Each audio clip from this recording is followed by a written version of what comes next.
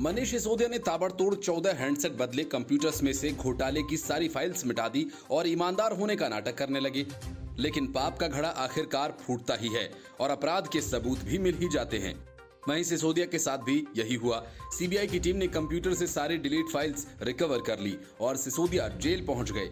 जमानत के लिए सिसोदिया ने होली से लेकर पत्नी की बीमारी तक का रोना रोया, लेकिन कोर्ट ने इस पूरे मामले की सुनवाई 10 मार्च को करने का फैसला किया। मतलब सिसोदिया की होली सलाखों के पीछे ही होगी। हालांकि सिसोदिया के वकीलों ने कोर्ट से कहा कि त्योहार उनके लिए भी है, बेल दे दीजिए, वह फिर 9 तारीख को वापस आने को तैयार हैं। इस पर कोर्ट ने कहा कि अगर आपको लगता है कि रिमांड का आदेश गलत है तो उसे हाईकोर्ट में चुनौती दे सकते हैं। बचाव पक्ष का कहना है कि मनीष सिसोदिया की पत्नी की तबीयत सही नहीं है, पिछले 20 साल से उनका स्वास्थ्य ठीक नहीं है। बचाव पक्ष का कहना है कि सीबीआई को अब रिमांड नहीं मिलनी चाहिए क्योंकि 5 दिन बहुत होते हैं। मनीष सिसोदिया ने कहा कि सीबीआई ने मेरे घर पर रेड की, दफ्तर में रेड की, मेरे पैतृक घर पर रेड की, इसके बावजूद कुछ नहीं मिला। कहा जा रहा है कि सहयोग नहीं करना बेल न देने का कोई आधार नहीं है और न ही रिमांड इस आधार पर दिया जा सकता है।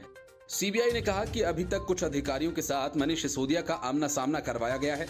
इसके जवाब में सीबीआई ने कहा कि मनीष सिसोदिया की तरफ से सुप्रीम कोर्ट में पिटीशन डाली गई थी, इसलिए समय वहां लगा। अलग अलग गवाहों से आमना सामना करवाना। सीबीआई ने 3 और दिन की रिमांड मांगी है। अदालत ने पूछा कि अब तक कितने घंटे पूछताछ की। इसके जवाब में सीबीआई ने कहा कि अभी भी सिसोदिया सहयोग नहीं कर रहे हैं। सीबीआई ने कहा कि मनीष सिसोदिया की तरफ से सुप्रीम कोर्ट में पिटीशन डाली गई थी, इसलिए समय वहां लगा। जांच एजेंसी ने कहा अलग अलग गवाहों से आमना सामना करवाना है। इस मामले में एक और जहां आम आदमी पार्टी का दावा है कि कहीं कोई करप्शन नहीं हुआ और केंद्र की भारतीय जनता पार्टी की सरकार जांच एजेंसीज का दुरुपयोग कर रही है, इसके बाद बीजेपी ने पलटकर 5 सवाल पूछ डाले। सिसोदिया से बीजेपी ने पूछा कि आबकारी नीति में कार्टलाइजेशन की अनुमति क्यों दी गई। बीजेपी ने पूछा है कि मैन्युफैक्चरर को रिटेल में क्यों उतारा और बिना कैबिनेट की मंजूरी के नीति क्यों लागू की गई। बीजेपी ने पूछा कि अगर नीति अच्छी थी तो आखिर उसे वापस क्यों लिया गया। बीजेपी ने 5वां सवाल पूछा कि 144 करोड़ की लाइसेंस फी क्यों माफ की गई। केंद्रीय जांच एजेंसी के सूत्रों ने कहा कि जनवरी में उन्होंने सिसोदिया के कार्यालय से एक कंप्यूटर जब्त किया था और बाद में यह पता चला कि कंप्यूटर से फाइल्स और अन्य डेटा डिलीट कर दिए गए हैं। सीबीआई ने तब हटाई गई फाइल्स को प्राप्त करने के लिए कंप्यूटर को फॉरेंसिक साइंस लैबोरेटरी यानी एफएसएल में भेजा था।